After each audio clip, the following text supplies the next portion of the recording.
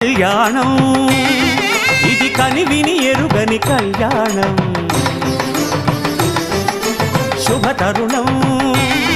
గత చరితలు చూడని శుభతరుణం అమృత హృదయమే వేదికగా అపురూపమైన వేడుకగా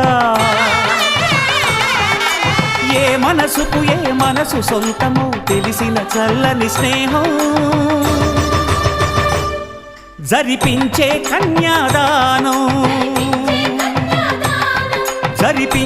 కన్యాదానం